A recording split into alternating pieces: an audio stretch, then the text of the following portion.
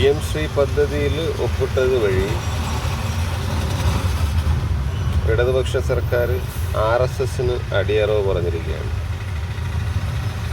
അധികാരം നിലനിർത്താൻ വേണ്ടി ഏതറ്റം വരെയും പോകുന്ന ഒരു രീതിയാണ് സമീപകാലത്ത് നമ്മൾ CPMൻ്റെ ഭാഗത്തുനിന്ന് നമുക്ക് മനസ്സിലാകുന്നത്. സമീപകാലത്തെ അവരുടെ പ്രവർത്തനങ്ങൾ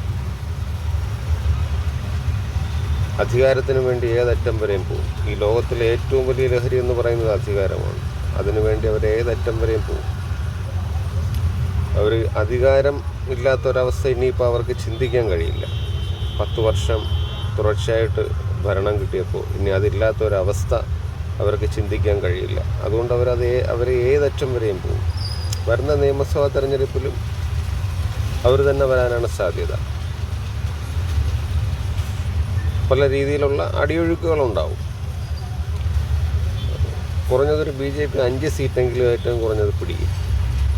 നമുക്ക് കാണുമ്പോൾ മനസ്സിലാവുന്നത് BJP കുറച്ച് സീറ്റ് പിടിച്ചാലും വേണ്ടില്ല, നമുക്ക് അധികാരത്തിൽ വരണം എന്നൊരു നിലപാടാണ് CPMൻ്റെ ഭാഗത്ത് നിന്ന് ഉണ്ടാവുന്നതെന്നാണ് നമുക്ക് കാര്യങ്ങൾ വിലയിരുത്തുമ്പം മനസ്സിലാകുന്നത്.